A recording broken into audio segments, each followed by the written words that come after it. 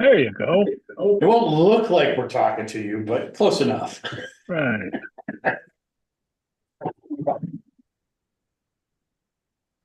Why does my screen say the content of this meeting is being sent to a third party? That might be For, AI notes. um, well, when AI Notes came up, it asked for permission and I denied it because I thought it was a Zoom thing.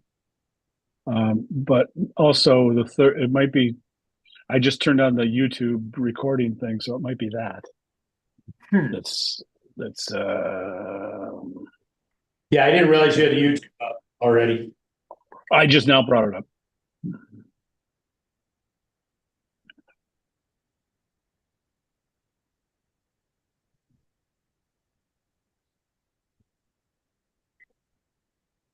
All right, so the meeting is recording.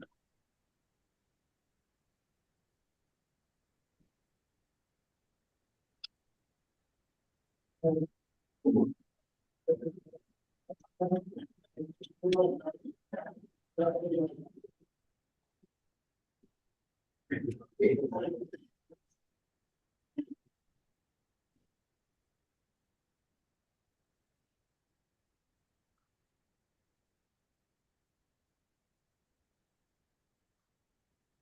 right, I think that's all good. We'll get started with the meeting in a couple of minutes.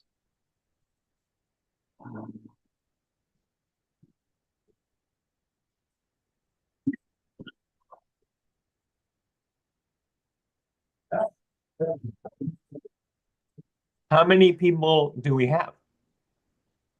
Looks like about 7, I I don't like that. 8. No, no, more will show. But I think we had like 7 or 8 people on Meetup say they were coming.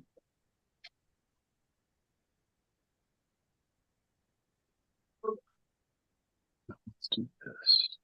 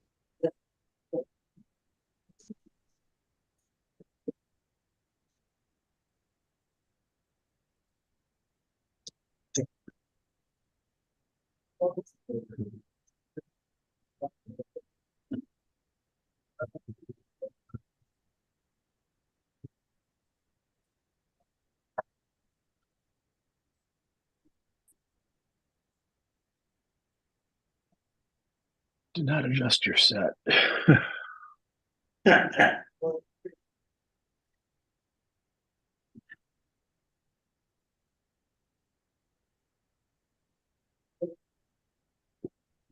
Or no? You want to eat? Okay.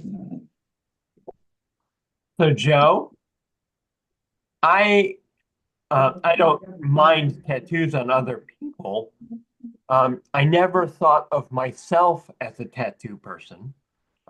Never had an urge to get one because I could never think of anything I was sure I was never going to change my mind about. And then I got cancer and I went in for the radiation treatment, and the woman said, "Stay still."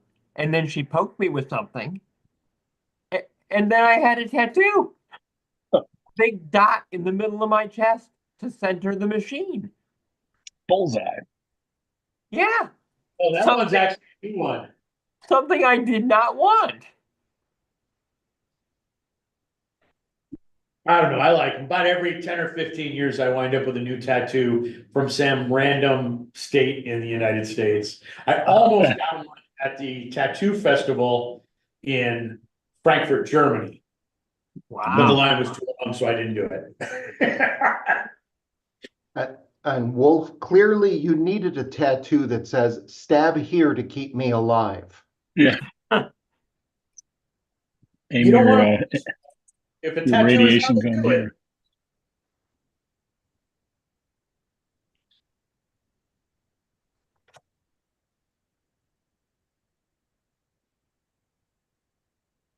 All right. Should we get moving with this? What is it? 6:42? Yep. Well, my clock says 6:42, but everything else says 6:41. All right, so let's get started, I guess. Welcome to the October mug meeting. Great to see you all. Hopefully a few more people will trickle in as we go. Tonight's extra special, we got Michael Lucas talking about how to run your own mail server. Michael, how long you been working on that book? It seems like a year and a half. Technically a year and a half. Yeah. I caught COVID halfway through, and that cost me about 6 months. That messed you up pretty bad, huh? I'm vulnerable to it. So Yeah, some people shrug it off. I don't. yeah, I understand. But anyway, so tonight Michael's going to be talking about how to run your own mail server, and I've done it, but life is too short to worry about things like that. But anyway, he's going to tell us all about how to do it. Before we get started with that, we got a few business things to take care of. Let's see, board members. I'm Jim McQuillan. I'm on the board of directors. Other guys we have here tonight, Wolf, he's on the board of directors. Joe, he's there in that split screen weird thing. Richard Williams, he's over there enjoying the meeting from the comfort of his living room. Justin Triplett is not here this evening. He a lot of times shows up about 20 minutes into the meeting, so hopefully he'll show up. And Dave Satwitz, who's almost always here, is in France. He's like Craig used to say, he's on assignment. He's vacationing in France this week, so he's not going to be joining us. Let's see. So membership, you can join if you go to the MUG website, mug.org. You can join the group. We for years and years we've had a membership fee. If you want to actually join, you can be a dues paying member, $50 a year, but we are suspending the renewals. So right now, if you sign up, and anybody who is signed up, their membership won't expire until sometime in the future. We don't know when. Turns out we've got, because of COVID and because we went remote and our expenses dropped, we ended up just not really needing the money that badly. So if you want to join, great. You're free to show up at our meetings anyway, whether you become a dues paying member or not. So that's that. Go to the MUG website for that. But let's see, there's so many, about 13 of us here right now. A section we always do is jobs looking for people and people looking for jobs. So are there any jobs out there looking for people? Anybody want to raise their hand? Usually Gib has something to say, although he's retired now, so he's not as in tune, but he's also not here tonight. Any jobs out there looking for people? I personally don't know of any companies hiring. I know there are some out there. No, nobody raising their hand. Okay, how about people looking for jobs? Any of our audience tonight looking for a job? Hi everyone. Oh, Hello, hi, Jim. Latha. Yeah, Can you hear me? I hear you. Okay, I have to apologize. I'd asked for the Linux beginning session, but that day when we had had it, I couldn't interact much because I had some other thing going on, and I Ah, couldn't even focus on the full session. I missed to put the thing in the chats, mentioning this, so I thought first I should apologize for that.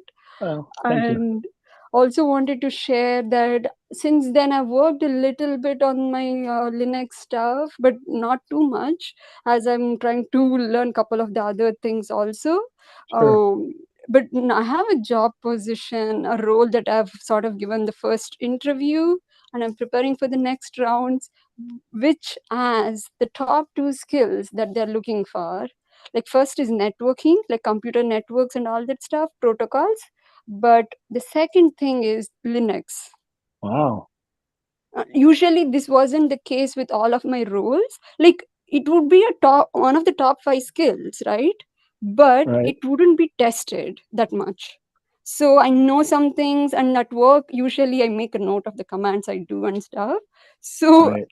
I can manage, but I'm not as good as anyone here in the group.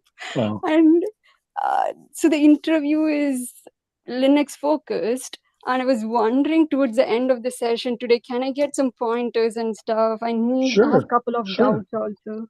Sure. I think we'll be happy to help you out wherever we can.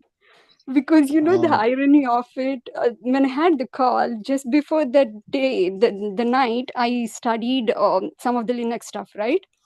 I didn't know echo $0 will tell us which shell it is, but somehow ah, I found it. Actually, one of my friends said that in the documents that I am reading, it's not mentioned anywhere, or I don't know if I'm reading the correct one. uh-huh. Next morning in the call, they asked me that. I couldn't Really? believe. Yeah, And you had the answer. I had the answer, and after that, somehow I'd seen the print env, the environment variable. So now I know there is another answer also, right? Echo $shell. If we do, we can also see there. All right. So yeah, this is how it has been going. Like I'm almost learning along this interview. I'm just hoping to get this one because there aren't any other lined up anyway. Okay. Well, hey, stick around with us, and Yeah. something will rub off. I'm sure. All right, I'm thanks. sure. So yeah, hang around to the end. Maybe we can answer some of your questions, or Sure. whatever we can do to help. Um, anybody else looking for a job? I don't see any hands raised. So I'm going to assume everybody's gainfully employed, right? Let's see. Stay connected with us. If you go to the Mug website, we do have a couple ways you can stay connected. You can subscribe to our Discuss and Announce mailing lists. The Discuss gets very little traffic, almost really no traffic. The Announce will get 1 or 2 messages a month. So that's how you can keep up on what our upcoming meetings are. You can also subscribe to Meetup. If you're on Meetup, you can find us there. Right now, there's about 1,020 people who are joining us via Meetup. So that's kind of neat. There's a few other things. We do have a Facebook group. We have a LinkedIn group. We have presence on Mastodon. Wolf, what are we on? We're on Hackaderm. Is that right? I think- believe that's correct. Yeah. I believe Yeah. it is bug.org at Hackaderm. Yeah, Justin runs that for us. So if you're on there, you'll see announcements about the meetings and stuff. Let's see. Upcoming meetings. Of course, we have a meeting the second Tuesday of every month. We don't have a topic announced yet for our November meeting, but we should have that shortly. Justin is joining us. He's connected via YouTube tonight, so at least he's watching. So that's good. Let's see, connect with us. I'm just going through, and that's about it. Thank you for coming tonight. I think if Michael Lucas is ready, if I get the thumbs up from him, we'll get moving on to him. Good. So Michael has, he's graced us with his awesome presentations many, many times over the last, 10, 12 years. He's given us some awesome presentations. One of them he gave twice because he didn't realize he had disconnected about 10 seconds in. So when he got all done and he asked for questions, nobody answered. Then he realized he was no longer connected. So he came back on and gave the whole presentation again. That's not going to happen tonight. He is connected, and he's going to give us an awesome presentation. So, Michael, I think I will turn it over to you. Let me make sure that let's see. I want to make sure that you can share. Are you going to share your screen tonight? I hope so. Yeah, I just enabled it so that others can share. So if you want to try that real quick, then we can get on to your presentation. Okay, let's see here.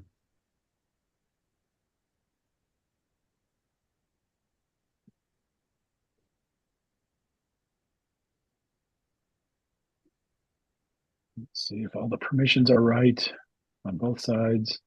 They probably are, but my brand new mouse is misbehaving. Let me grab the old trusty. And I'm moving the window where you're all in over to the other monitor. As long as faces are moving, I'm going to assume I'm still moving. connected. Yeah. And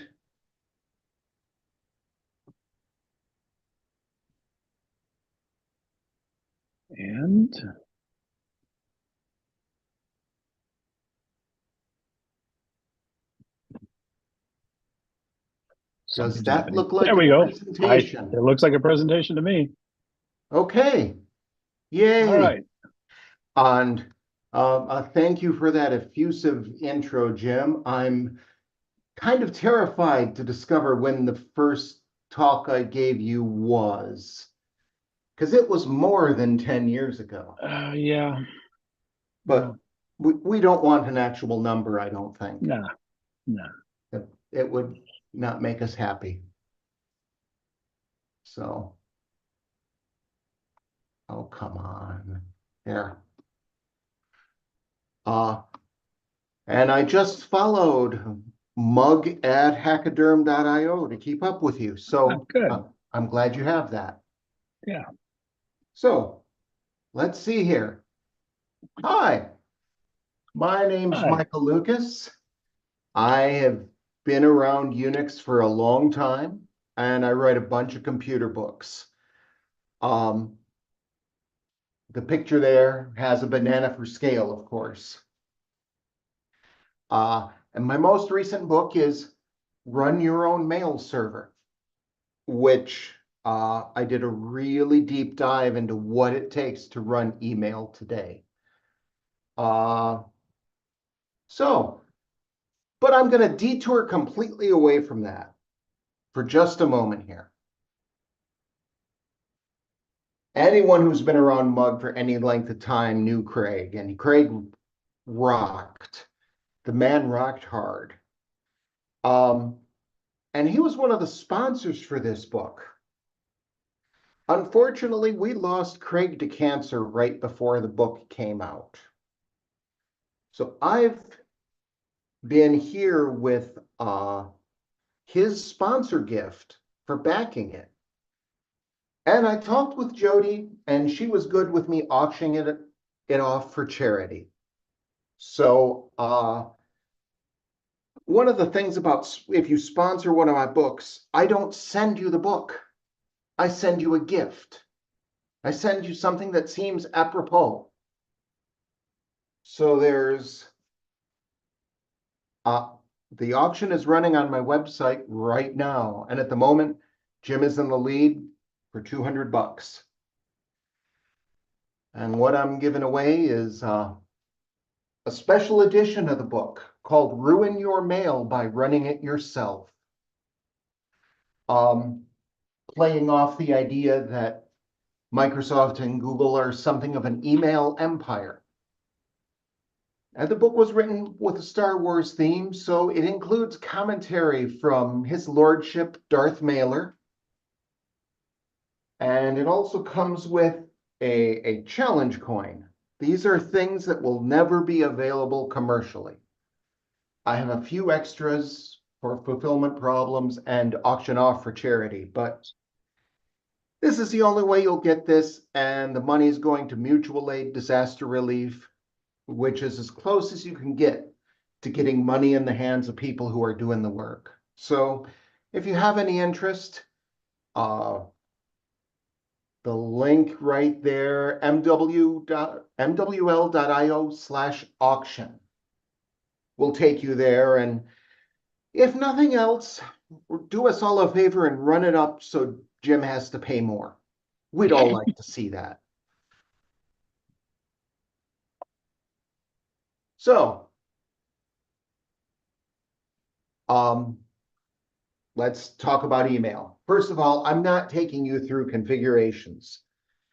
That's a 4-hour course if I skim, and 2 days if I do it in depth. And your life is still worth living. Nobody wants to see that. But the thing to know about email is that it is an advanced skill. You have to know some things about networking, TLS, DNS, etc. You can't just hop in and say, I'm going to set up a mail server the way you would set up a web server. So we'll be talking about some of those infrastructure protocols and go through the protocols and the culture around email. And the talk will give you an overview of how everything fits together. And the interesting thing about email is that the story of email is the story of the internet in more ways than one.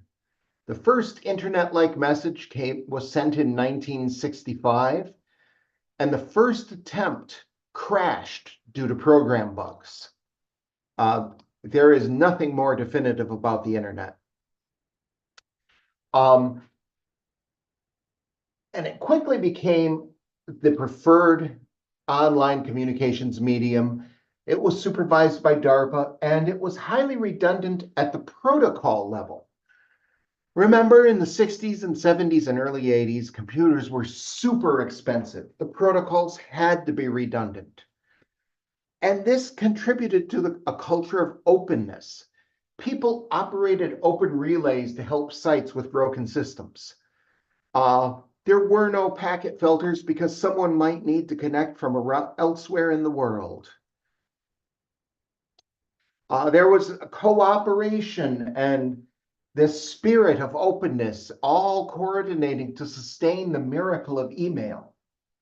And when I call it a miracle, I mean that. You could message the other side of the world for pennies. And remember, the 70s and 80s were a low communication age. We had nothing like the instantaneous communication we had now. But today, we have private chat networks, proprietary suggestions for replacing email. But email is more flexible than SMS, more open than Matrix, more resilient than any single provider, and it is still the dominant messaging platform.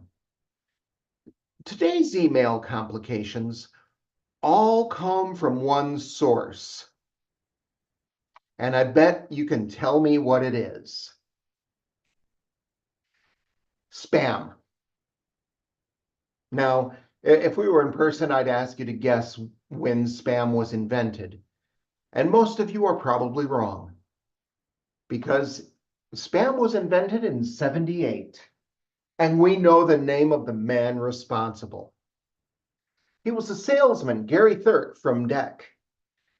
And he got every email address he could find, and he invited everyone to a demo of the new DEC packet switching system. And this caused a lot of discussion, thoughtful and sensitive discussion, where people said, yeah, we don't want this on the internet. This needs to be unacceptable. And that established a social contract that spam should not be a thing. Now, the interesting thing is that 5 days after Thurk sent that email, a Major Raymond Zahor, chief of the USAF's ARPANET management branch, called Thurk's boss to tell him to never do it again, or all of DEC would be disconnected from the network, period. So I'm forced to conclude that what we need today are more anti-spammers with their own nuclear weapons. That would help. So, Mr. Thurk established the do not advertise in broadcast email precedent. Unfortunately, his message also sold $12 million of computers. And that was real money in 78. So it also established the spam is highly profitable precedent. So 16 years of spam-free peace and open internet and cooperating to sustain this miracle. 1994. The modern spam attack. I could go into the history of UUNet and selling anyone a network connection, but in short, people realized you could advertise for basically free on the internet. They started on Usenet, then went to email. And we discovered that protocols designed to maximize deliverability are absolutely terrible at not delivering. It destroyed all these social contracts and openness that we had. Now, keep in mind, this was a different age of the internet. There was a revolutionary paper published in 1993 called Improve the Security of Your Site by Breaking into It. This was an astonishing idea back then. And spam was the first brutal, unavoidable lesson in the necessity of default deny. So let's look back then. What did it take to run a mail server? You would get a domain name, install a couple programs, you would hand tweak sendmail.cf, or you could use M4 macros if you're weak. Publish an MX record, install Telnet. You can either have POP3 or Elm. Why Elm? Because Pine wasn't out until 1992 and it hadn't really caught on yet. And then the usual sysadmin practice of ignoring complaints and hope people go away. So what changed? Or how did things change? How did the conventional wisdom go from here, this is all you do, to you can't run your own email? Well, when spam hit, we added add-on protocols, and everyone had to keep up. And spam evolved, so those protocols evolved. I'm going to pick on SPF for a moment because it's easy to pick on, and also this is literally what happened. They started publishing SPF information, sender policy framework, in text records. And then they pushed to have an SPF record type. And then they said, no, use text records. And in general,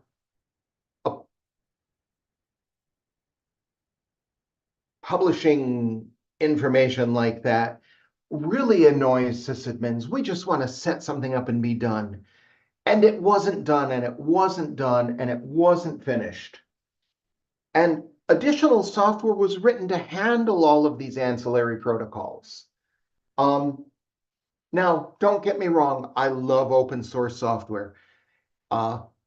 It's a big business driver. It's a wonderful tool for personal liberation. I have the life I live because of open source software. But really, where does all open source software start? Where does it come from? When you first publish something and someone has a problem. All open source software starts at, it runs on my machine, which is perhaps the worst thing for any user to hear. So a new protocol came along like DKIM or DMARC. People would write modules that worked for them to support those protocols, and some of them worked and some of them didn't. And some of them didn't understand the protocol.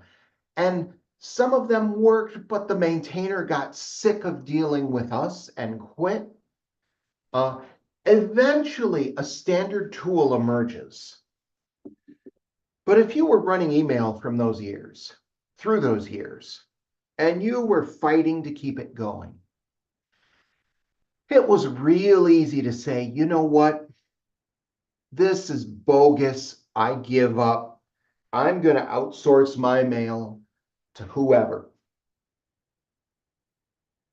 And that attitude has stuck around, even though the tools for these are now pretty stable and reliable, and you have a choice. So, Jim, it's safe. You can get back in the water now.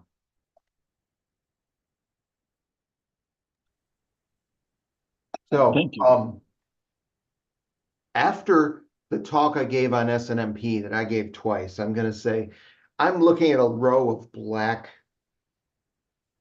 names here. If someone could turn on their monitor so I can see that I'm still live. Thank you, Joe. Twitch now and then. Thank you. So how does email work? Email was designed by computer scientists, and so they had different sections and components and named each part. Email is entirely plain text. You start with the sender's mail user agent, the mail client, which hands it off to something that accepts mail from the client, which hands it to a mail transfer agent on your network, which hands it to a recipient's mail transfer agent, and it goes down this chain again. The difficult part is the MTA to MTA step. One entity controls from the client to the mail transfer agent, but talking to another organization's systems is where everything gets hard. And that's what we think of when we think email. Originally, mail, the simple mail transport protocol that goes from MTA to MTA was unencrypted. Remember, in 1995, certificates were about $200 in today's dollars. And today, of course, we think, how can you run on the internet without TLS? Well, email was designed to be inexpensive, and adding those certs would have been money. So, anybody here remember Carnivore, the NSA's mass packet sniffing project to capture vast swaths of email at the internet exchange points? This upset a lot of people, understandably. Because while we know that mail is not private, there is a difference between, yes, I'm sending postcards through the mail and someone could look, and I'm sending postcards through the mail and the Postmaster General is taking a photograph of what I write on each one. It's very different. So, we figured out that self-signed certificates were good enough to foil Carnivore. So people started putting self-signed certificates in their servers and developed emails where the start TLS protocol came from to convert a unencrypted connection into an encrypted connection. We came up with Dane to validate those certificates, again, because certificates are expensive. Let's Encrypt has changed everything in encryption and TLS. And I expect a lot of things. As much as I love Dane, I expect Let's Encrypt to make it obsolete eventually. Now, people think that if you're on the net, you have to have encryption, that you have to have modern encryption. Remember, TLS 1.0 and 1.1 are all obsolete. Your browser should reject TLS 1.1 and all versions of SSL. Server-to-server email is a little different, though.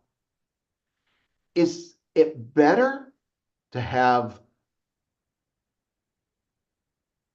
Remember, email will fall back to plain text if encryption is not available. Is it better to use TLS 1.0 than plain text? Now, the answer to that depends on your personal threat profile. What are you protecting? Are you a health agency? Then maybe you should just require modern TLS, period. Are you some schmuck? Maybe you want to require modern TLS because you're a nerd and anyone who dares to send you an email better know how to do it. Are you a business that wants to communicate with customers? Maybe you accept whatever people send you. This is all very dependent on your situation. So let's look at what an email message contains. It's plain text. And here we have a simple one-line email. The return path says where it's from. And this is my web server. And we go to delivered to header, which is my email address. And then we have this received header and this XMailer and another received header that lets us track step by step. Where did this mail go through on its way to the recipient? Now, we then have a to, which is the user visible address, the subject, another X header, a date and who it's from, and a globally unique message ID. And then the actual body of our message. Now, servers in the middle can add headers as they need. Email is kind of interesting in that you see these X headers. X headers were created specifically so you could put headers not defined by the standards in your protocol. Every vendor can create its own X headers in email. Time passed, and some of these headers these experimental headers got defined in standards. So now RFC 6648 says, please don't use X headers in any new text-based protocol because they were a bad idea. And they're a bad idea because you have things like vendors using the exact same X header for their proprietary things. So all this gets transported over the network with the simple mail transfer protocol. It's used primarily between organization mail servers. It's plain text. You can speak SMTP with Netcat. It finds mail hosts for your domain with an MX DNS record. Oops, there's a typo. There should be a number in there. And again, SMTP is highly redundant at the protocol level, and it is designed to be asynchronous and queuable to run over an unreliable network. And it was first defined in 1982. It is older than modern TCP/IP.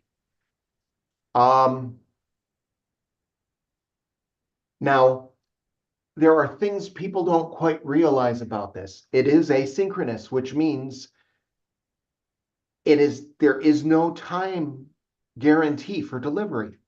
Technically, the phrase urgent email is like jumbo shrimp, peace offensive, scented deodorant. It might exist at the personal level, but not at the protocol level. Similarly, your phone's text messages could take days to arrive, and they're less reliable. The truth is, if you want synchronous real-time communication, pick up the phone and speak to someone. And something I learned when digging into this, SMTP is so old, it's older than IPv4. And the 4 in IPv4 refers to the associated version of TCP, not the version of IP. So that's a graybeard tip for you. And here is how you might send a message via Netcat. Simple plain text commands. You say the LO command lets you identify yourself. Mail from gives you the source address. Receipt to tells you the destination. Data lets you fill in the user visible stuff. And then you quit. Now that seems simple enough.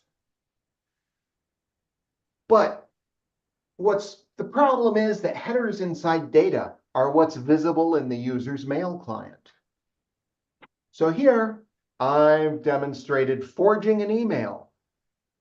Now, most modern mail servers try to not let you do this. But often default configurations let you forge locally. So you can spoof email.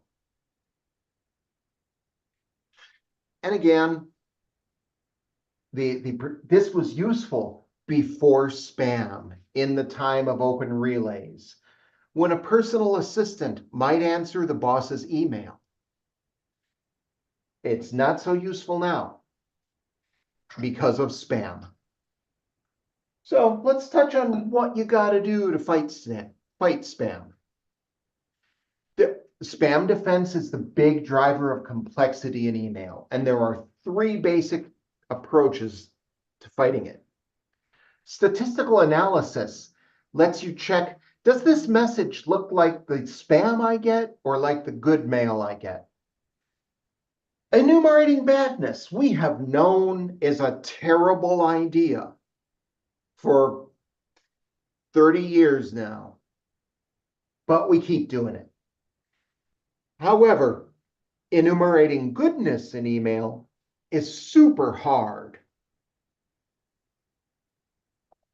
An example of enumerating badness is a DNS block list that provides a real-time feed of IP addresses infected with spam bots or rooted and sending spam. And every time your MTA receives a message from the public, it checks one of these block lists, and the block list tells it to accept it or not. Each block list has its own editorial policy.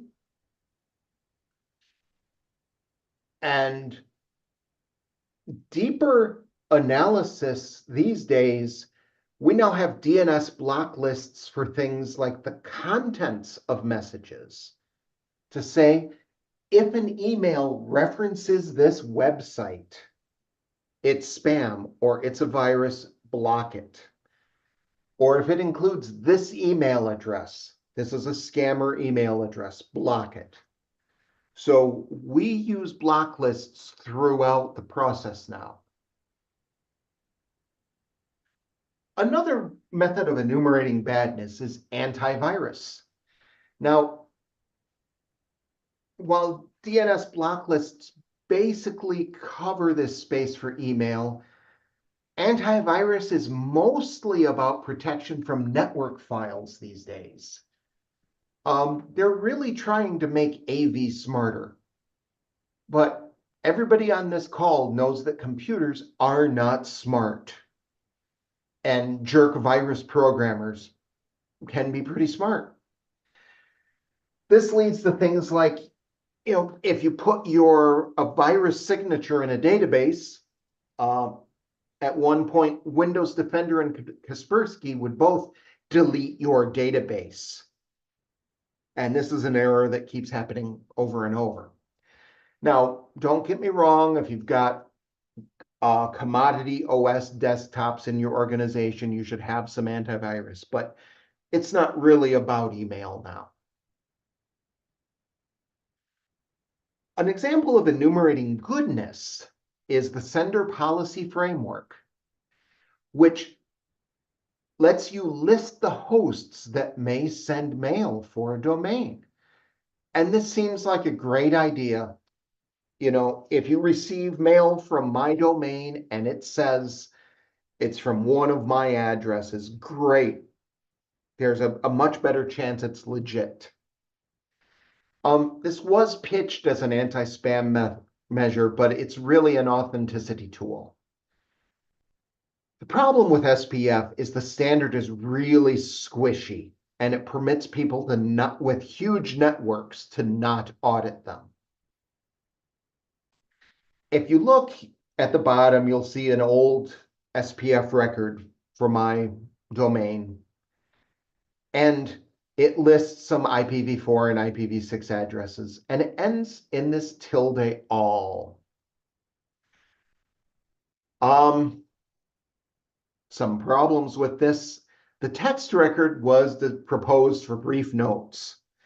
Protocol designers lately have basically been saying that, you know, getting a new DNS record type is hard. Let's just parse free-form text fields and see if we can find what we want in there. That causes people some problems.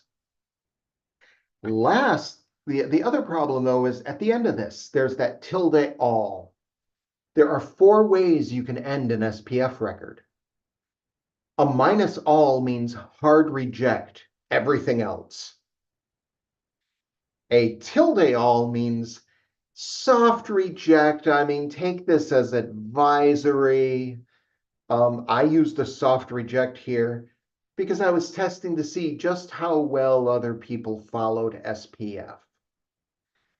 And the answer is sort of, you can get a surprising amount of email accepted from IPs not in your SPF if you use a soft reject.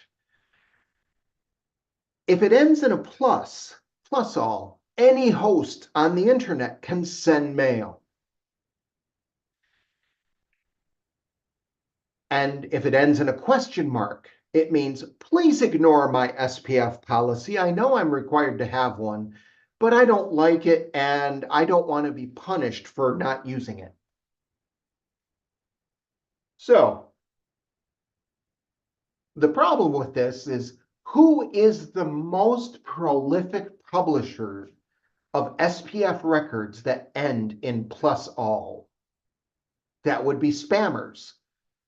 They obey the protocol. They say anyone may send mail for us. So no, not an anti-spam measure, but you have to have it.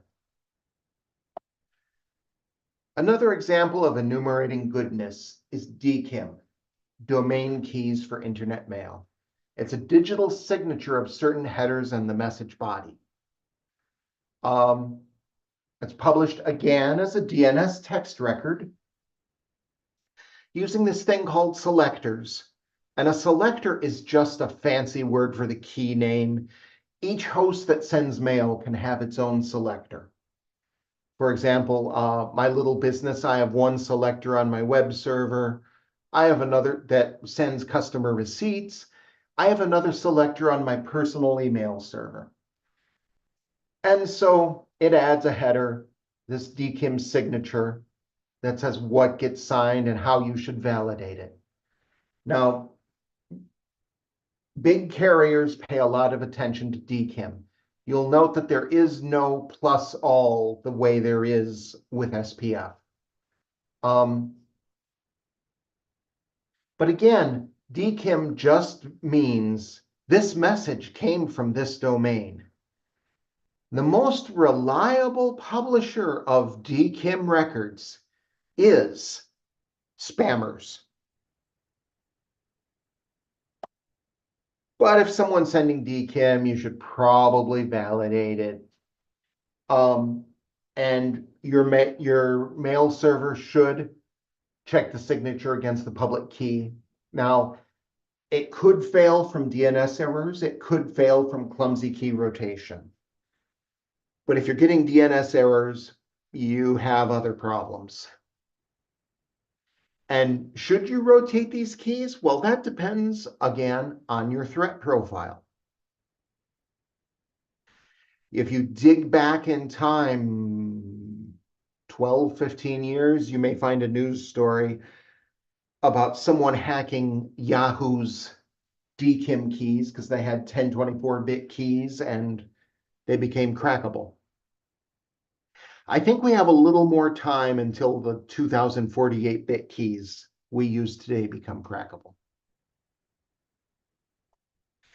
Then you have DMARC, which lets you complain when something fails.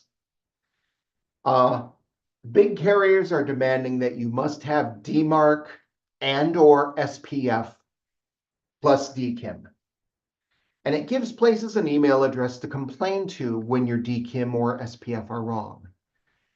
And it has this percentage in it that lets you crank up the sensitivity of how much should they reject and report on. And DMARC is, of course, deployed as a text record. So what's wrong with this? Well, first off, a policy that says ignore errors, I don't care, that's valid. There are also some mailing lists that have problems with it. A traditional mailing list preserved the sender, but the mail would be sent from the mailing list MTA. So that would break SPF. A user sends a message to one of those lists, and the local mail administrator gets thousands of DMARC failure reports. Some clients choke on DMARC. So in general, the internet is badness built on badness, and we should all feel bad. Another thing to add on to supposedly cope with the mailing list issue is the DMARC authenticated receive chain, which, since a mailing list server changes the message, it breaks the digital signature, and the DKIM becomes invalid. DMARC ARC adds a signature saying, hey, the DKIM was good when I got it. So each site, the problem with DMARC ARC is that each site must decide which ARC signatures they trust. Now, if you've worked with public key encryption at all, you know that there are two ways that we really have to assign trust to keys: the web of trust and certificate authorities. Everybody agrees that the web of trust that OpenPGP uses is objectively terrible, and that validating ID is hard. Everybody also agrees that certificate authorities are pretty terrible and centralize what should be distributed. DMARC ARC gives up on both and somehow makes it even worse. The way to manage DMARC ARC is to check each mailing list you receive messages from and decide which ones you will trust. This means it's biased towards large providers with staffs dedicated to managing this. So, what could we do to muck with email a little further? You will now and then come across this thing called BIMI, Brand Indicators for Message Identification. It lets companies add X509 authenticated logos in email. Now, currently getting one of those requires a trademark. The problem is the first standard was based on US trademark law, and email is global. Ignoring international trademark law is not a good way to have the world sign off on your protocol. They're working on this now. There's new versions of BIMI coming out. I've talked with one person who cares, other than the big email providers. You'll also encounter this thing called mail transfer agent strict security transport. It's like the web's HSTS, but for email. And it publicly declares that an MTA accepts only TLS wrapped connections. And it says this is our valid cert, even though the protocol accepts all kinds of other things.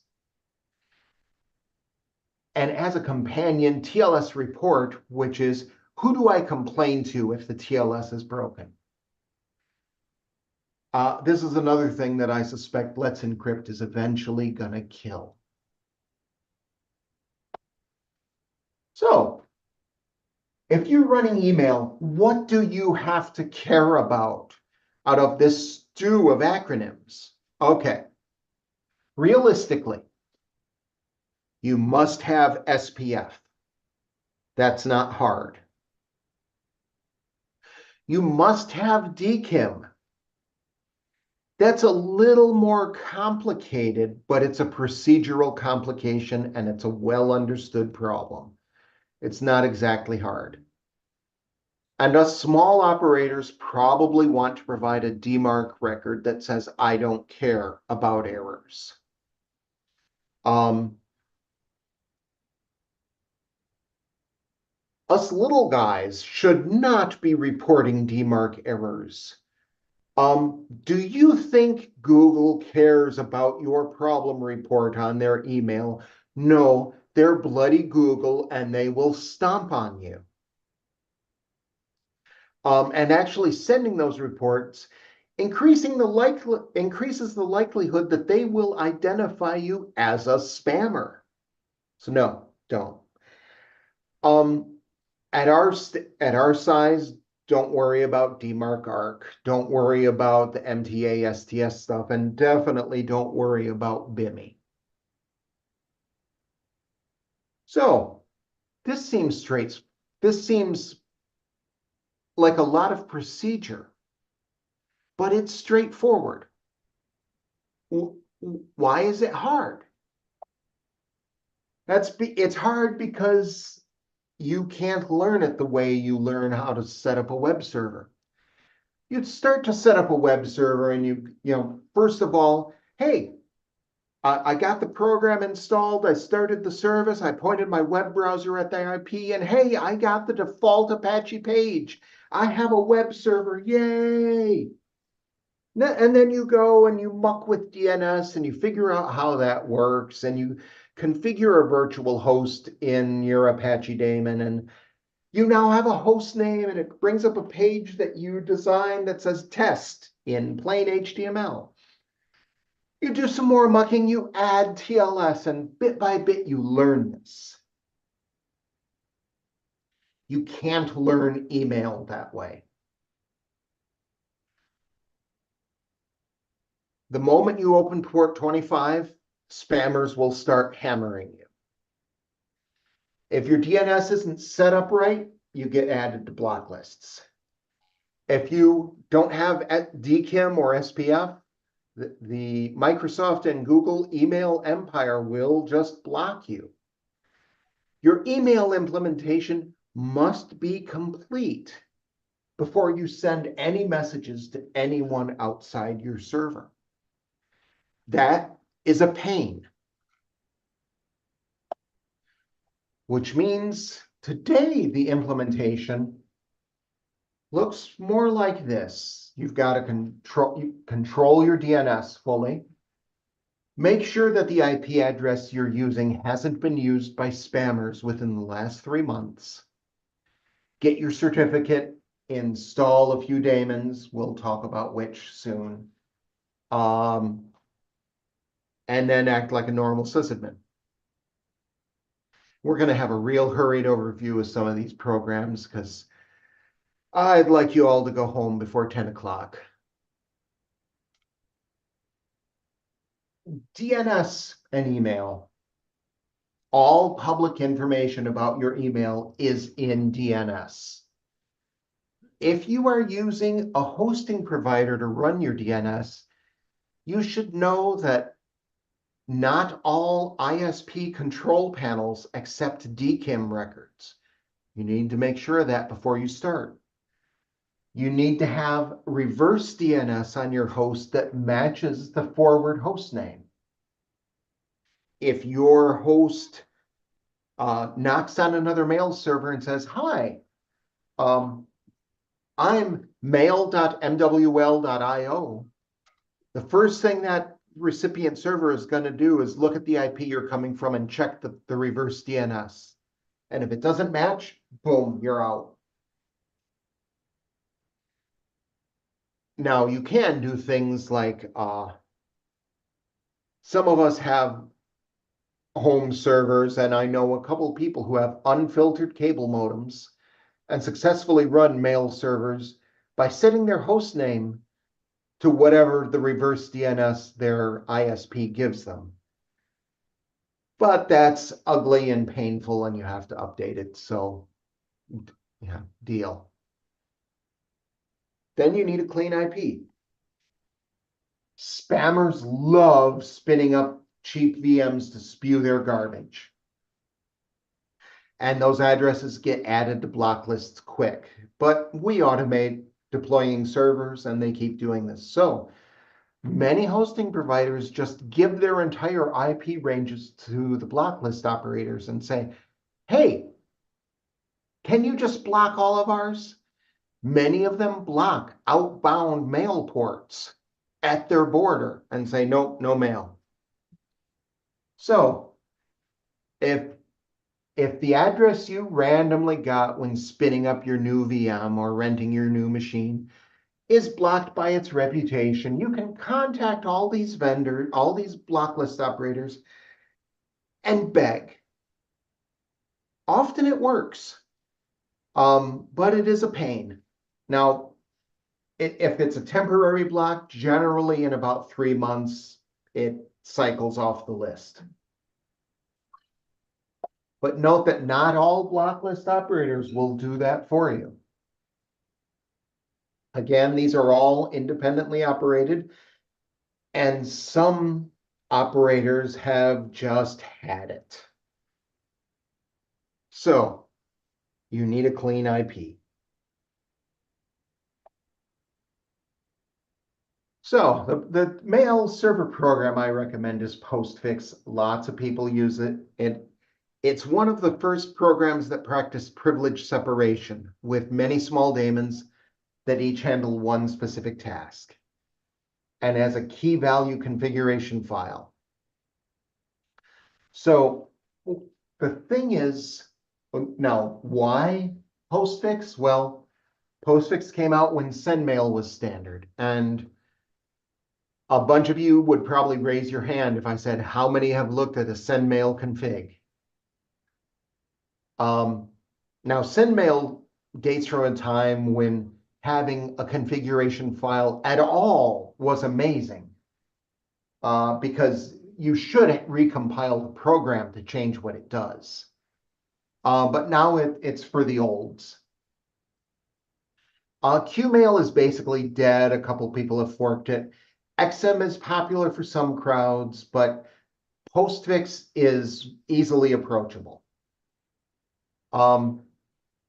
If you're setting up an MTA, remember there's a difference between mail to the host and mail to virtual domains hosted on this system. All of the management tools are aimed at virtual domains. Mail to the host goes to accounts on the system. Tying your main email to an account on the system is bad. You do not want a compromised email account to lead to a compromise of your host.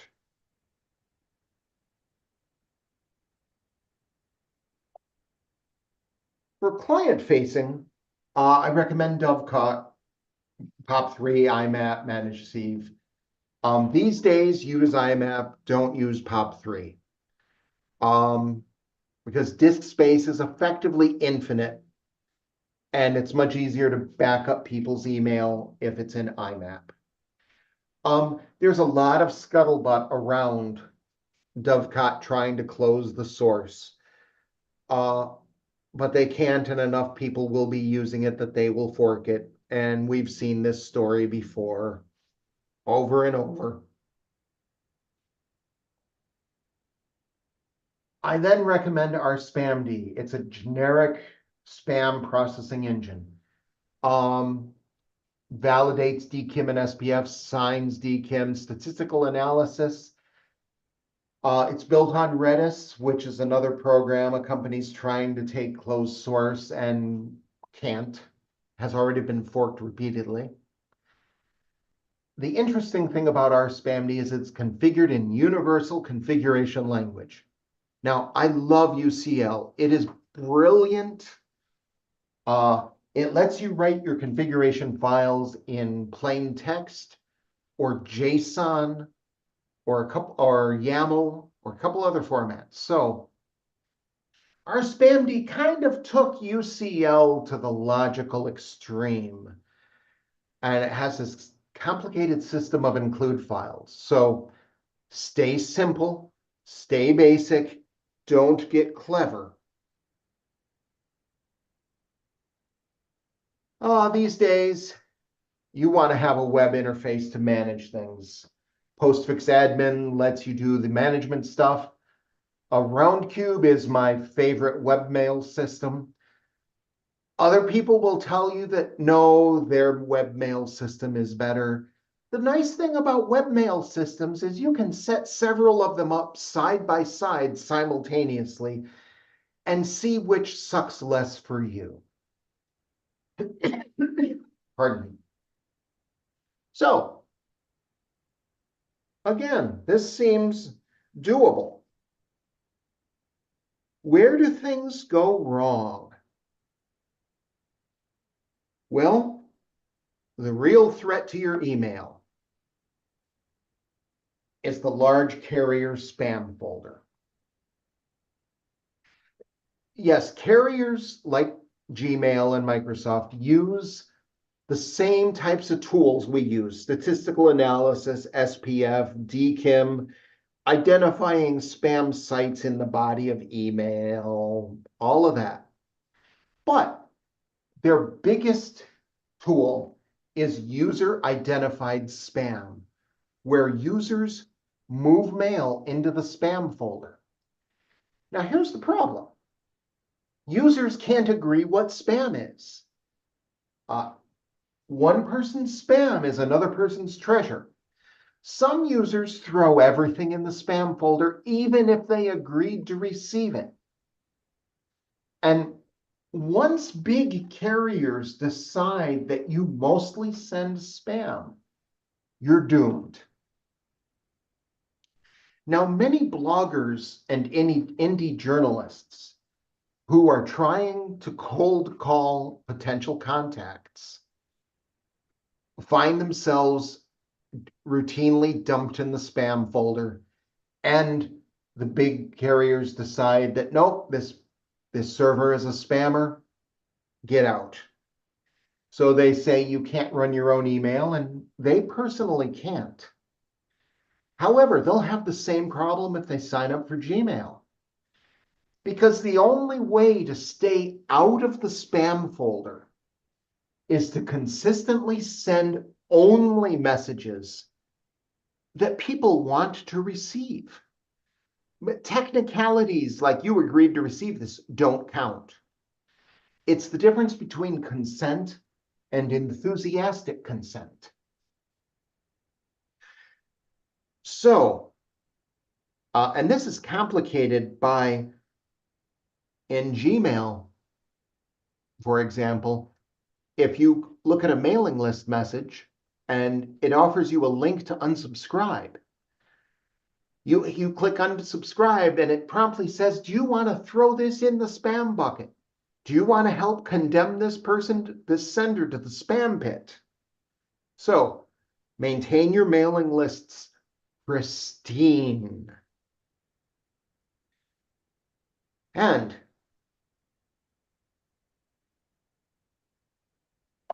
that is my talk. I'm going to check and see quick. Did anybody else bid, or did the world just surrender?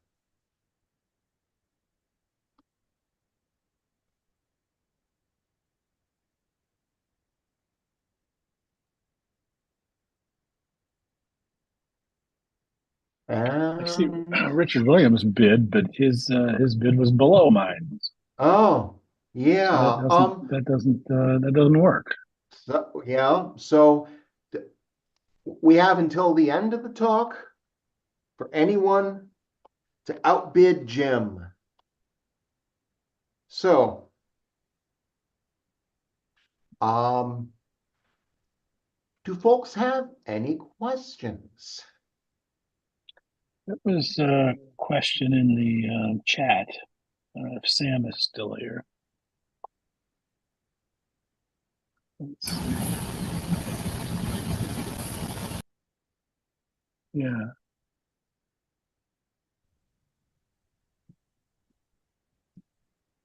Sam, you want to ask your questions?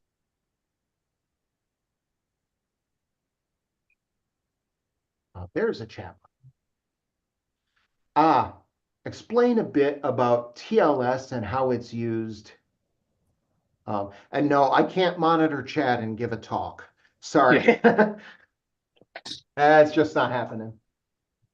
Okay, TLS and how it's used in email. The short but unhelpful answer is it's used exactly like it's used in any other application.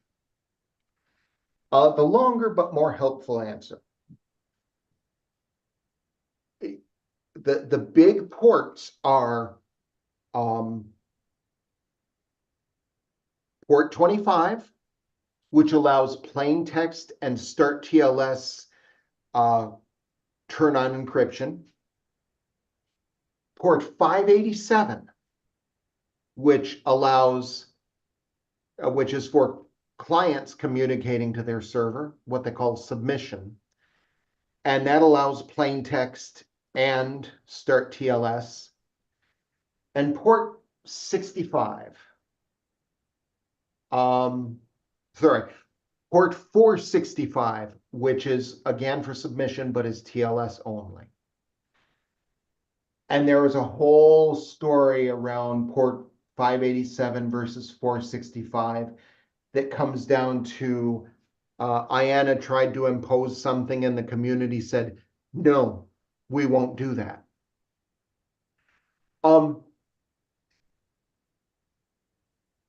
Oh, and TLS is a layer 4.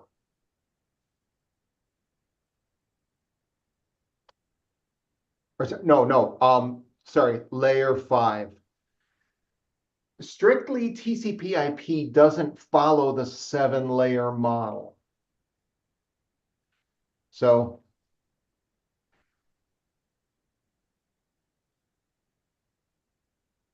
but much like classical networks, people insist on teaching it that way. So, Michael, I've got a question for you about encrypted email. First off, does your book go into encrypted email? No, Okay. I do not go into encrypted email.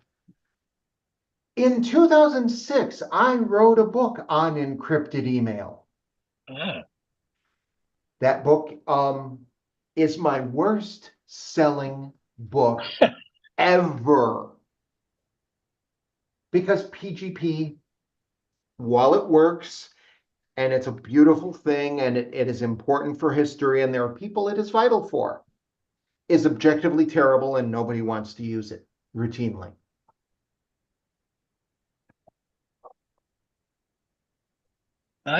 The reason I ask, I had a client who was on the Microsoft Outlook platform or the Outlook client. I don't know what the back end was, but whatever Microsoft is using these days.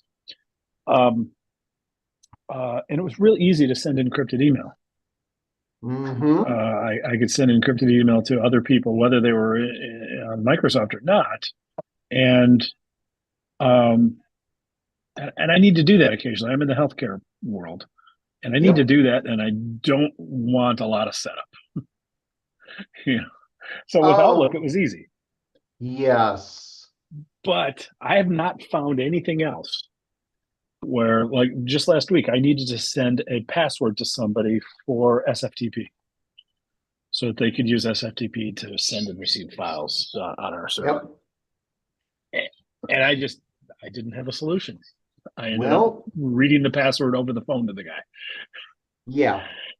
There's a lot of companies, and especially in healthcare, you'll see now they have you get an email that says, you have received an encrypted Yep. message. Yeah. Please check our web portal, Right.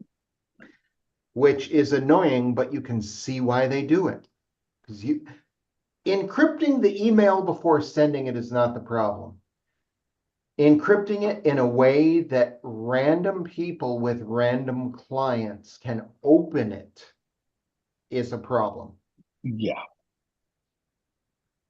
So I understand the cannot- problem really well. I just no, don't know a solution.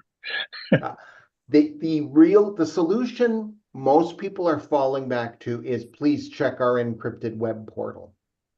Yeah. Because HTTPS is HIPAA compliant, assuming you have user names and all Yeah. that. Sure. SMTP is not, Right. and that's just how it is.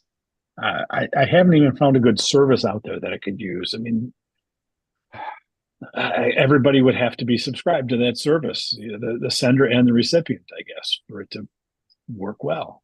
For And- you, I would say, because you do this for your customers. Mhm. Well, but sometimes it's for like third parties that I might have to interact with on behalf of my customers.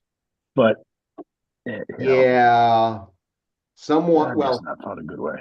for your customers, you have to deploy your Averis branded Yeah. portal, and Yeah. uh,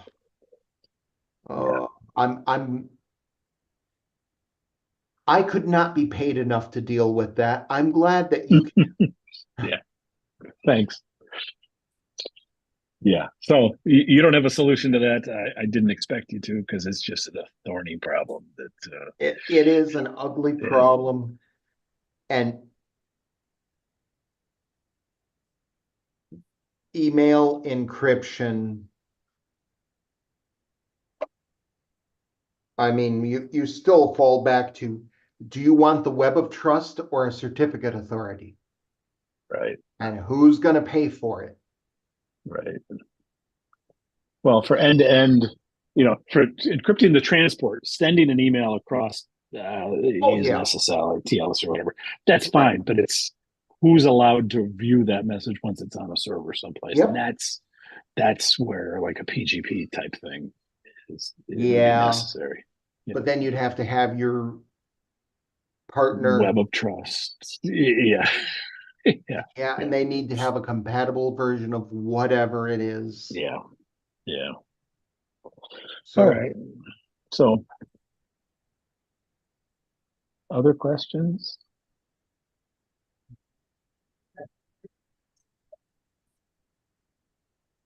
come on, you're not going to let me off the hook that easy. We all No. subscribe to I don't want to do that thing. I'm a sysadmin and I don't want to do that thing. Well, yeah, I used to work on cars, my own cars and stuff. And then there came a point where it's like, I don't do oil changes anymore. I don't do brake jobs. I don't do shocks. Email is in that category for me. There was a We're not period. hearing you, Mark.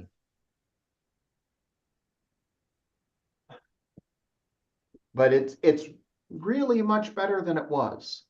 Yeah.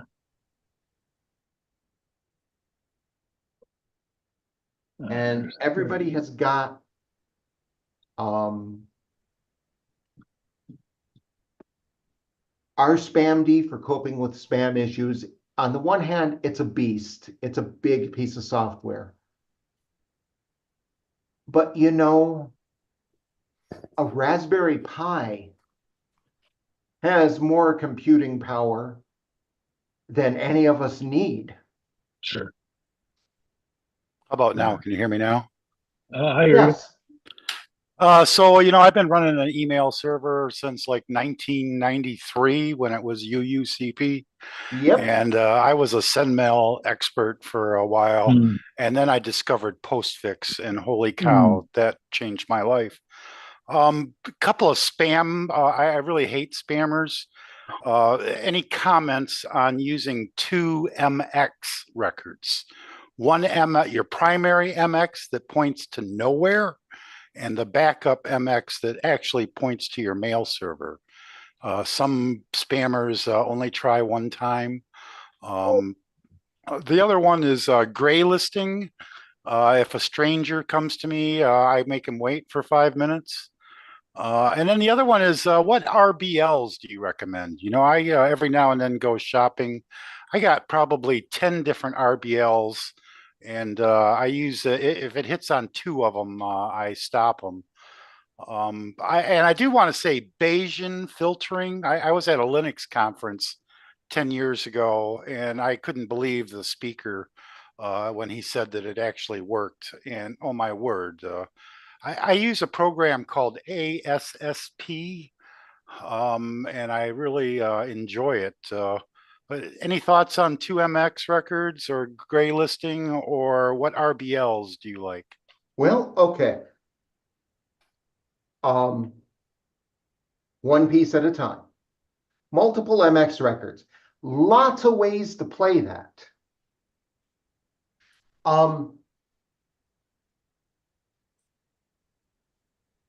Often an organization's backup mail server is less well protected than the primary.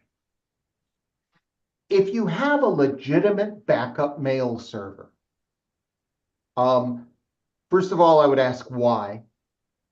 Because email is asynchronous and queuable, and it can queue up on the sender's server as easily as it can queue up on yours. So you don't have to worry about a reboot or a couple hours for system patches. Having said that, there are people who legitimately need it for regulatory compliance or business or what have you. If you have a backup, you must protect it. You must accept only messages for legitimate accounts on your system, and you've got to keep that synchronized.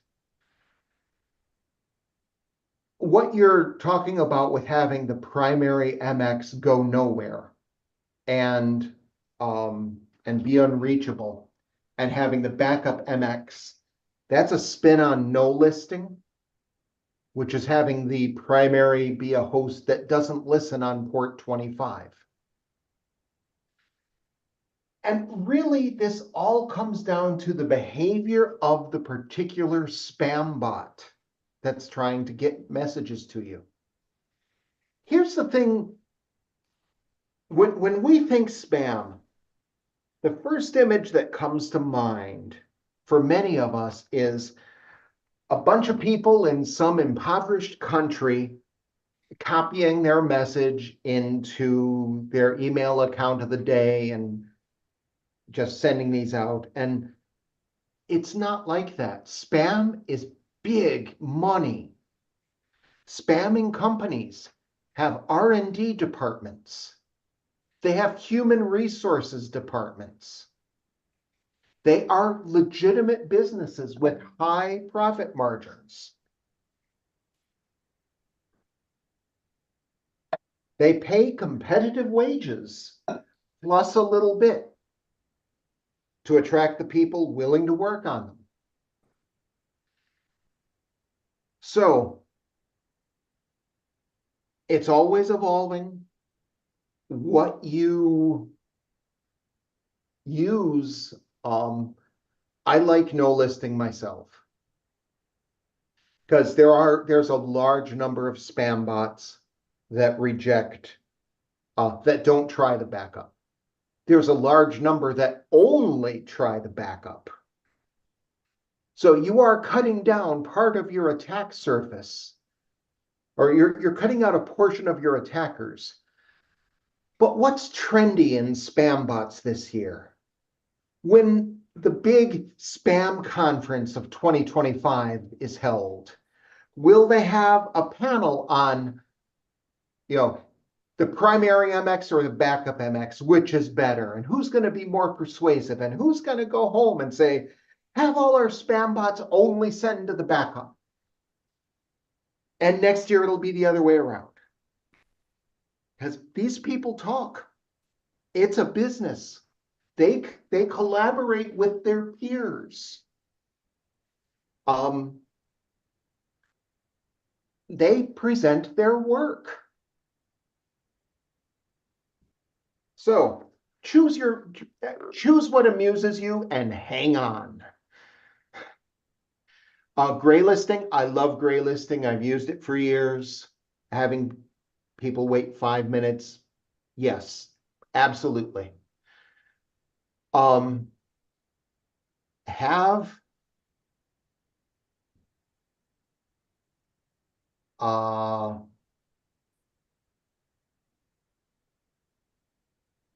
I find my employees get annoyed. There's a lot of two-factor emails coming in, and I haven't allow listed their domains because they just signed up for some place I never heard of before. And Yep. employees don't understand why they don't get their email. And then by the time it retries, the timeout is over. Yep. I could be difficult and say, the problem is that they're attempting to do real-time communication over an asynchronous communication protocol. However, that doesn't actually solve the person's problem. I tend to believe that gives it time to get on an RBL list. It Hopefully. does. And if your users have a problem where they must get that two-factor authentication immediately, period, very little in business is actually that urgent. You haven't met some of my employees. Yeah, They don't get that email. I've worked in these places, and very little is actually that urgent. Are people gonna die? Are you going to be fined $100,000 a minute for downtime? I have worked in those companies. And even there, people had a real hard time separating their convenience versus what are we going to get fined for. So very little is actually that urgent. But of course, if you're the boss and you're the sysadmin, that puts you in a bad place because, the good businessman in you wants to instill your staff with a sense of urgency. And the sysadmin in you says it doesn't work that way. So I wish you luck in building that wall through the middle of your mind and deciding which half you're going to let speak. And was there another part in that? And any favorite RBLs that I don't know about? Oh, I'm sure you know about them. I use Spam House, of course. Everybody uses Spam House. I'm fond of Spam Eating Monkey. Get good results off them. Spam Eating Monkey? Spam Eating Monkey. Now, here's the fun thing about block lists. Block lists were started by angry sysadmins. Every one of them is someone who said, I'm not gonna bleeping take this anymore. Uh, and I'm gonna start a list and I'm gonna give it a name that indicates that I'm angry. So you have some block lists that have names like Spam Eating Monkey that are really reputable and reliable and have solid practices. And then you have some block lists that have respectable, sober sounding names. And really, what they should be called is something like HTML email is immoral and I carry a grudge. And you don't want that filtering for your business. You want someone with a balanced policy. So how long do they keep things on their list? What is cause for being listed? How do people get delisted? Because it's real tempting to have an editorial policy of you screwed up once, jail for you, jail for 1,000 years. But we all screw up. Computers screw up.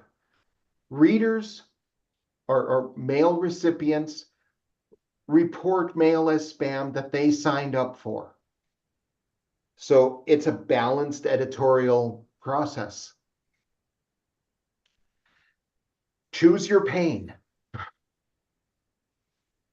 And I just wanted to say thank you so much. I've been to a number of your talks at PenguinCon and Ohio Linux Fest, and I own a few of your books, and I'll be getting your email book for sure. Are you going to be? I haven't seen you in person since COVID. Are you going to be in Michigan or any place close in the next year that you got Well, I'm in planned? Michigan.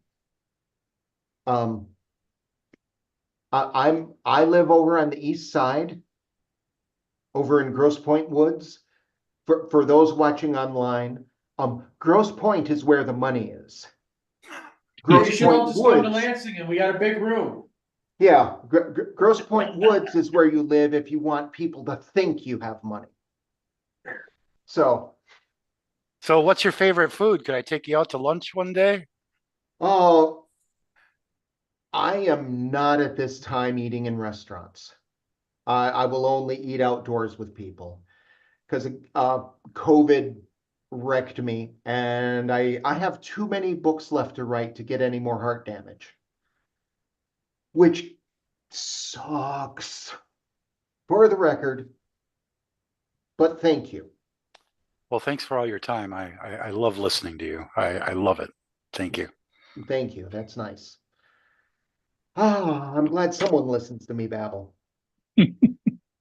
So there's a question here on DMARC. Okay, can I clarify about DMARC record usage, as that seems to be used to say we are okay with errors? Well, here's the thing. If you've ever run or used or been a victim of any piece of network management and monitoring software, something like Nagios, SolarWinds, any of these things that send you an alert when something is broken, you quickly understand the difference between actionable and non-actionable errors. We've all seen monitoring systems set up by well-meaning people that turn into spam engines. That, there was a time, I see some gray beards here. Anyone remember pagers? You get 100 texts a month, and after that, they're 10 cents each. And I've seen a monitoring system blow through that for the entire IT department in an hour because of legitimate but non-actionable alerts.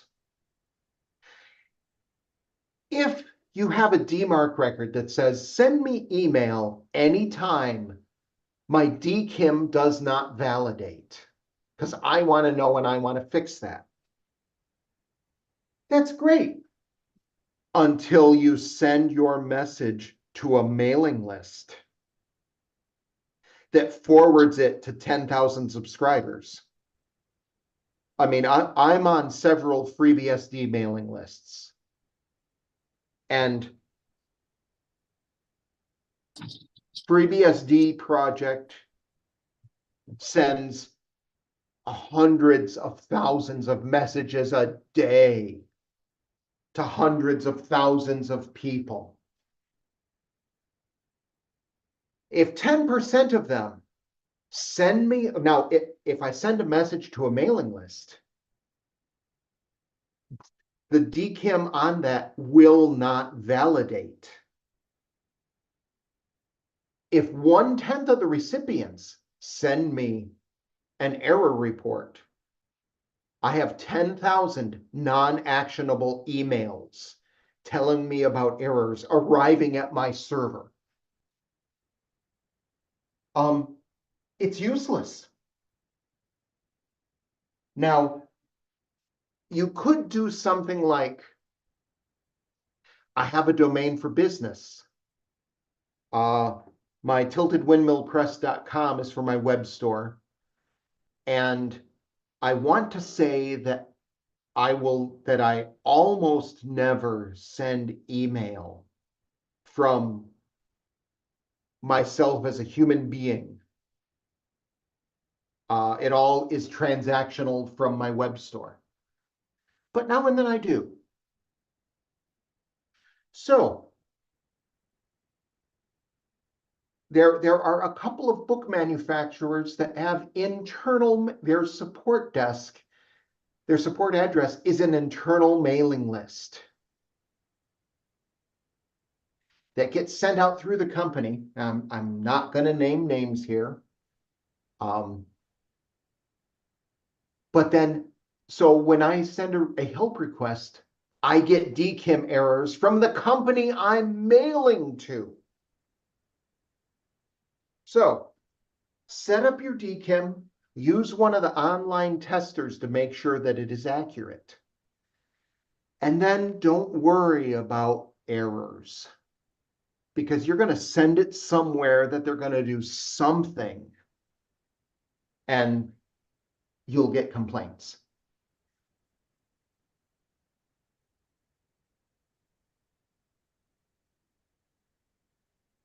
And that's, we're sysadmins. We want everything to be clean and tidy. Email is not clean. Email is filthy.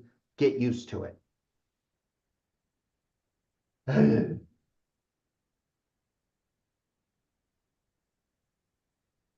Any other questions?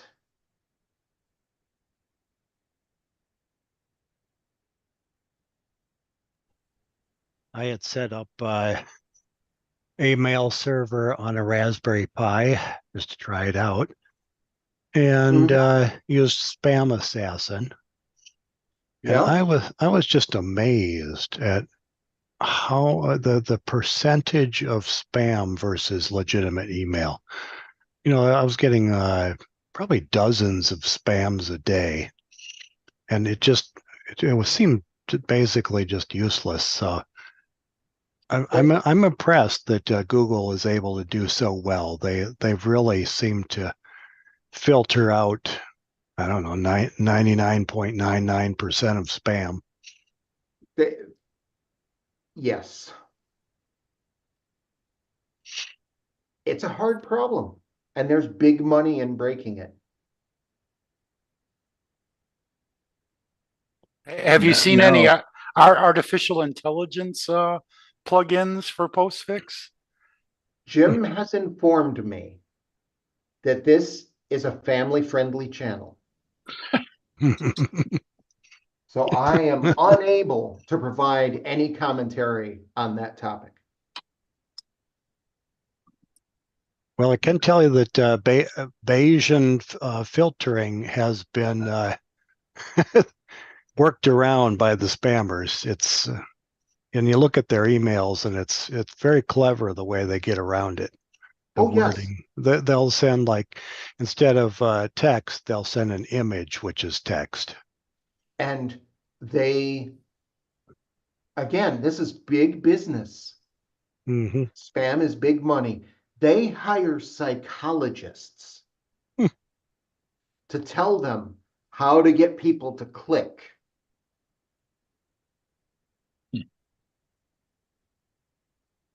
So, If they would just put their efforts to do good instead of evil, right? Yeah. yeah, Imagine the problems we could solve. Hmm. Now, they've turned for a while. They've been doing spam texts, which yep. Google's not helping me there. No, I get a ton of those and spam phone calls. well, that spam phone calls are a whole separate thing. I used to work for a phone company, and they passed an act to stop those calls, but they grandfathered in the people most likely to be sending those calls. And again, this is a family-friendly channel, Yeah. so.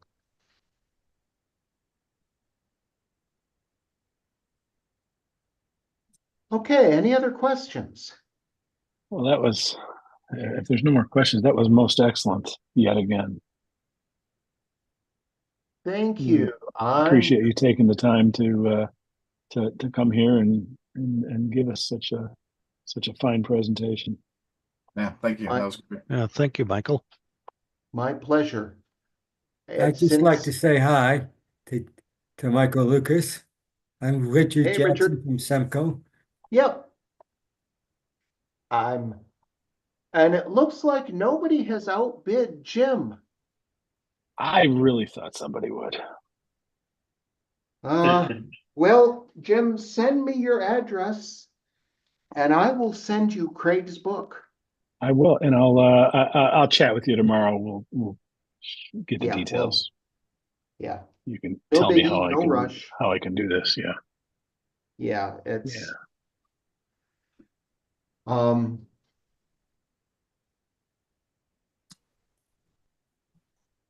I And do he did have a well. question though, Yeah. but it's not exactly what you're talking about. I am looking for somebody to present to Semco, Southeastern Michigan Computer Organization, on quantum computing. Mm.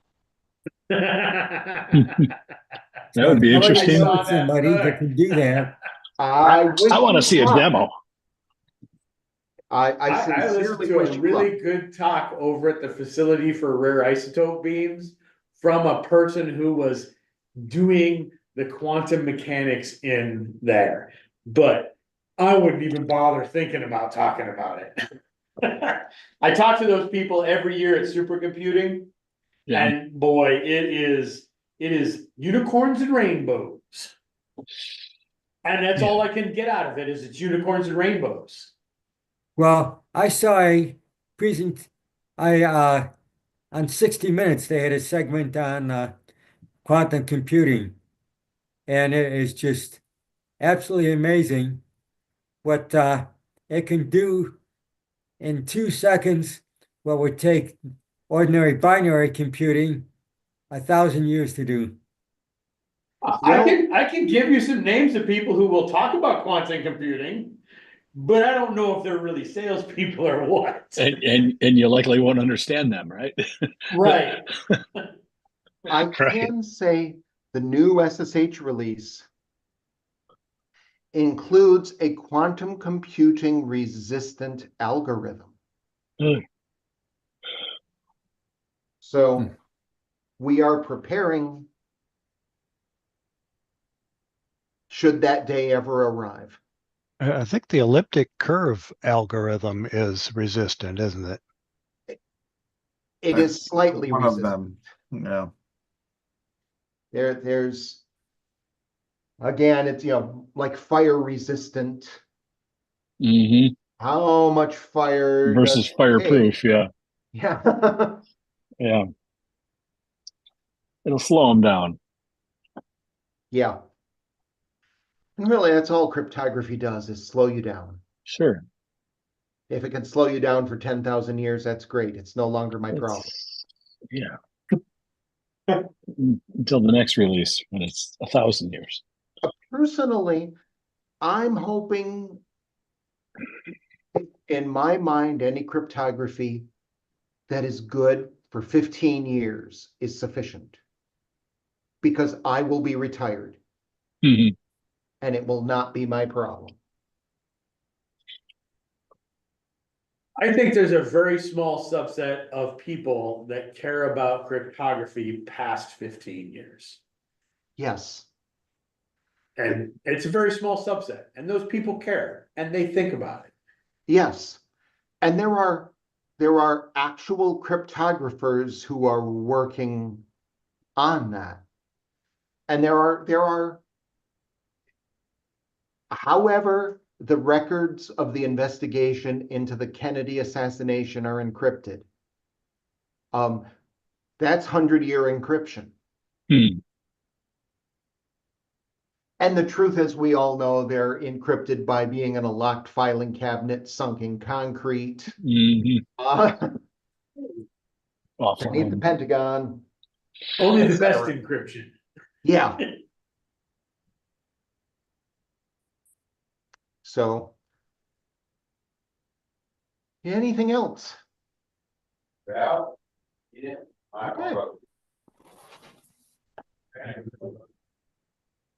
Okay. Thank you for having me. Yeah. Thank you. thanks Thank you again. very much. Yeah. Looking forward to your next book, whatever that may be. The next book. Okay. Oh yeah, I should probably tell you what's coming. Yeah. Because you know I'm cold and mercenary and only act in self-interest. That's why I'm auctioning books for charity. I'm going to be opening sponsorships on the new edition of Networking for System Administrators this month. Hmm. And I volunteer to write an advice column for the FreeBSD Journal that contains useful tips like be the disaster you want to see in the world when you're building your disaster recovery plan.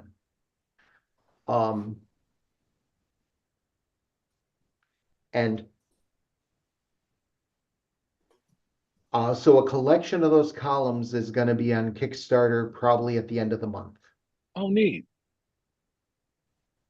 Neat. So we don't have to So- go dig up past issues of the journal. We can find them all in one place. That will be the link for the Kickstarter.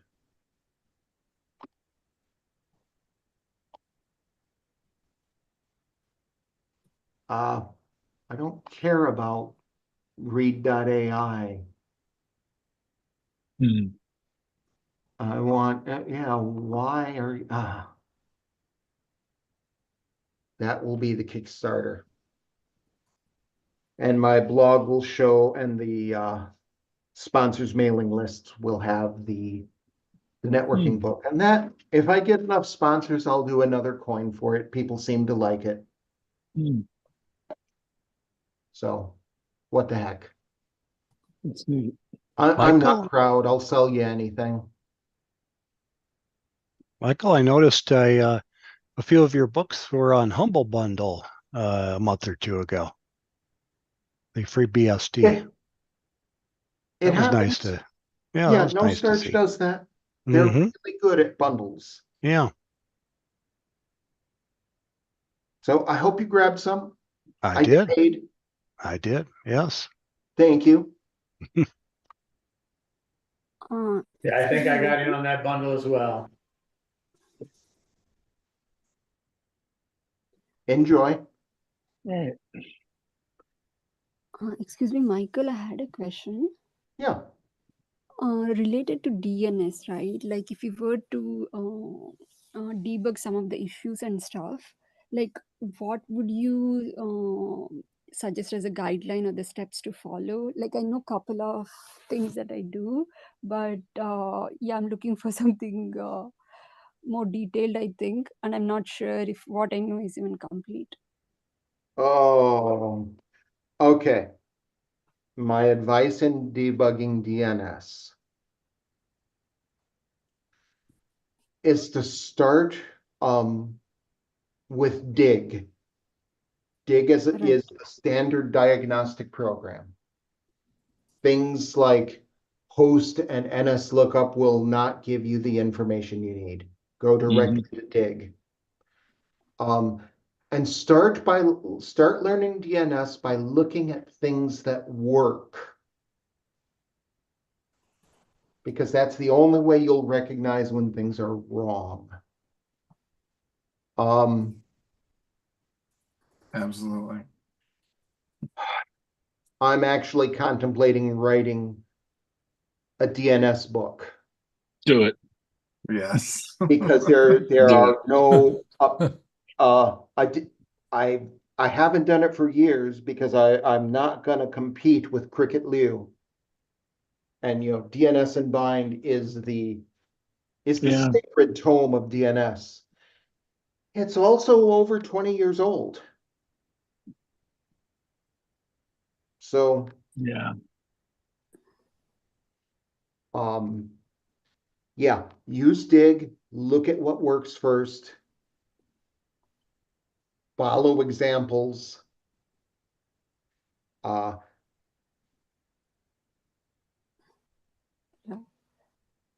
I Yeah, I didn't.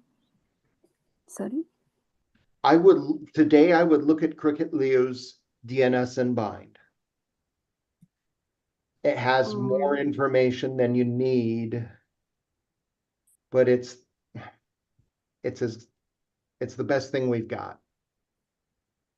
DNS and Bind. Which resource are you just suggesting? Sorry. I'll put Is that the O'Reilly book? That's the O'Reilly. Oh, Yeah. okay. There's an animal. Which animal? Does anyone know offhand? Is that the koala? I can go look at my bookshelf, but Something with really big eyes. I'm sure of it. Oh yeah, no, that's the it's the Or is that cricket. Hawk? Latha, let me offer one thing as far as interviews from somebody who's done a few. That it helps to speak about what you're excited about and how you're learning those things. And what you're doing to improve your perspective on things. Even if you don't have all the skills or the tool sets needed, sometimes having some being excited to learn about stuff is important enough for an organization to say, yeah, that's the person we want. Yeah. Yeah. Great advice. So be prepared to speak about, well, what am I doing to gather those details that maybe I don't have. And don't be afraid to go, well, I don't know that, but these are the places that I've been going to try and learn those things. And if you want another source, Julia Evans. Yeah, I actually downloaded a couple of things. There is a perf document that I downloaded. I have to read that. I did it last night. Yes. Yeah, I had used her thing for the Git stuff, but then later I did Git on my own, and I think I learned the best when I just did and followed what I did, and used VS Code Git integration for pictorially seeing some of the things. But I know you can do some command like the Git graph in Git itself. But yeah, these are the stuff I did for learning the essentials. I don't know the advanced stuff yet, but I feel okay with the fundamentals there. Yeah, I will look at her. She has some other networking stuff, I guess, that I have to still look. And she has a DNS test bed that you can actually enter stuff in and look it up. Oh yes. Yeah. Yeah, she's amazing. Yeah, I've read that. yeah, she's convinced me I'm in the wrong field. I should be drawing zines with stick figures. Yeah, here's her site with the zines, wizard Yeah. zines. Yeah, Yeah, it's like great stuff. And we do use NS lookup also, right? Or does it do the same thing as Dig? No. No. Dig Okay. does so much more. And NS lookup in particular has very serious problems. Mm. NS lookup, okay, Dig is standard across all platforms. It is a tool. NS lookup was officially deprecated in the last century. Various people picked it up and forked it and tried to keep it alive. Microsoft resurrected it to put in Windows, but none of these tools work the same. So you cannot assume that NSLOOKUP on Debian works like it does on CentOS, because they are different programs. So I would not trust it as a diagnostic tool unless you are always on the same OS, and you know that that OS has done the work to make NSLOOKUP modern and reliable. So, no, use Dig. I think it's just like even the default behavior with that NSLOOKUP just doesn't provide a lot of utility very easily. Your Dig is simple and very valuable. Yeah, there's a competing tool called Drill. That is also useful, also reliable, but Dig is the standard.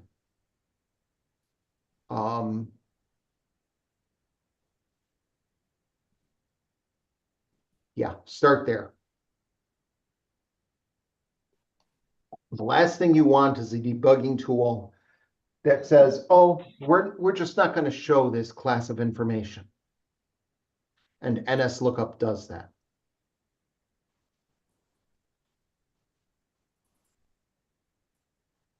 Okay, thank you. You're welcome. And good luck.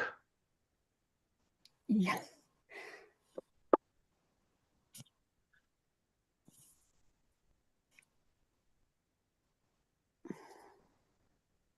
Okay, Jim, it's all yours. Thanks a lot, Michael. Appreciate it. My pleasure. Yeah. And we'll chat tomorrow. Yeah, no worries. All right. So that's like the end of our official meeting. Presentation is over, but we can hang around for a while and chat about various things if you want. I have to leave at 9 o'clock, but that gives us 27 minutes to talk about whatever you guys would like to. I'm gonna drop off here in Lansing. Have a nice night, everybody. All right, Joe, it's great seeing you. Yeah, bye. Yeah. Bye, Joe. I'm finding a lot of people are hating on the AI, artificial intelligence, and I'm telling you, I am what I am today because of the original Star Trek. I can sit here and I can talk to my computer. It can recognize it. I can go to Yeah. my doctor and I can record the encounter on my cell phone, and I can go to an AI site, and as long as I don't mention my name, the recording, I don't care who listens to, and I get a really nice little note. I got my own EHR records because I go to so damn many doctors and so many conditions. But ordinary people, it lies to you. It's all fake. And it's like, in my world, it has just changed it. And I'm trying desperately to learn Python well enough that I can use a free AI API or a super cheap one and get nice results. I did one. I had one of our programs write a JavaScript plugin for Chrome. So if I'm at CNN or MSNBC or wherever, and there's a URL, I can right click on it and it will send that URL to perplexity.ai. And Perplexity will do the fact checking for me, right? Summarize and fact check right on the spot. And okay, 90% of the time it's right, and 10% it doesn't know what's going on. But I'm just so excited about it. Why are all you guys hating on it? Ooh, AI can do some amazing stuff. And I know somebody who I used to know him fairly well before he went down to Atlanta, Georgia, the worldwide Photoshop evangelist, Terry White. And but he talks about AI in Photoshop, and I know somebody who teaches classes in Photoshop, and the AI that's in Photoshop is absolutely amazing. Adobe is a little spammy on their money making thing. You know, I'm not all about the promise you the moon and the stars and pay. So Adobe Reader now like prompts up for AI. What a bunch of crap that is. I've been ignoring AI just because I've got enough to think about right now. But for the most part, I've just been ignoring it. I know Wolf has been using it for his code, some of the code that he's doing. But today I had the opportunity. I'm working on an iOS app using Xcode on a Mac, and the newest version of Xcode is completing code for me, like lines and lines of code, and it really surprised me. And it did exactly what I needed it to do. I was really pleasantly surprised with it. It was I didn't expect it. I didn't realize they had added that to Xcode, and it's predicting what I want to do as quickly as I can, or quicker than I can think about what I want to do. It was kind of neat. I find it works good for getting me a starting point on writing a program. But you know, it's only good for like little tiny programs, is my experience. Yeah, I don't think I'd feel comfortable with it generating a whole program for me. But when I'm in the middle of programming and I have an if statement checking a variable, inside the body of that if statement, it is what I needed to do. I needed to open up basically segue to another view controller, and it wrote all the code for me. And it's like, whoa. There's a lot of available code for a generative AI to use specifically for programming. My objection to generative AI, well, one, a lot of things are now being branded AI that are not. Sure. What most of us object to is generative AI that does things like uses my books as the source material to learn from. Sure. Without buying a license to do so. The end goal is to put us out of business. That nobody will need to write code. That nobody will need to write books. That's probably part of why I'm ignoring it. Yeah, the things like the generative engines that create art often wind up, you put in your prompt and you ask it for a piece of art like that, and it pulls up an existing piece of art with a couple minor modifications. So copyright violations abound. And Sam Altman has flat out said they cannot pay for copyright licenses. There is not enough money to pay for all the copyrights they're violating. So they got no business doing it. My copyrights are registered, which means not only can I have the problem corrected, I can sue for 150 grand per infringement of punitive damages. I heard that the New York Times worked out a deal where they would license their library of Yep. articles. They did. Yeah. And so have a few academic publishers, and those authors either gave away those rights or got paid. Yep. Nobody has offered me a penny. And every book I've written is in the Facebook pool of educational material. And as far as accuracy goes, because I have two names. I have the name I write tech books under and the name I write fiction under. Fiction writer me, last time I checked, is dead. So that was a surprise.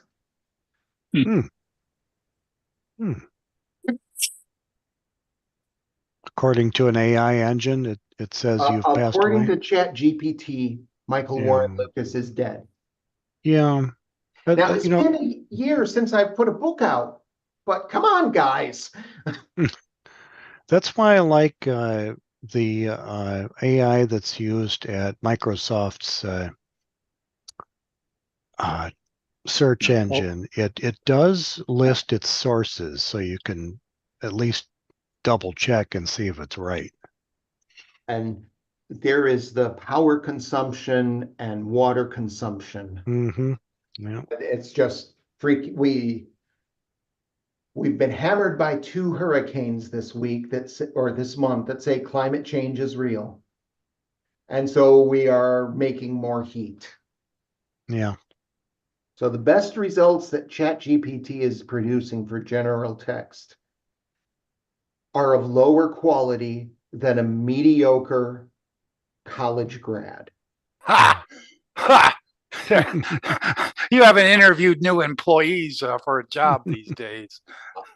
Idiots. We were idiots too. No. Oh yeah. Oh yeah. I hired and fired 20 years ago, and all idiots.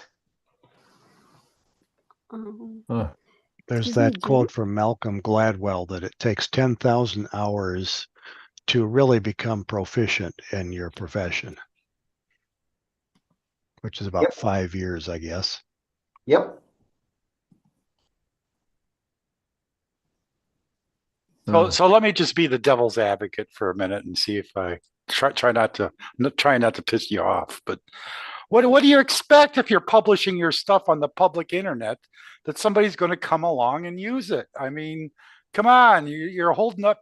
It's not like you didn't just go do your research to write the thing. That if you don't want people using your stuff, don't put it on the internet.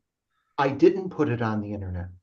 You can buy it via the internet, but I didn't make it public. And it includes copyright statements and license statements. If I had put a book on a website and it got scraped, oh well. So it's the pirate people that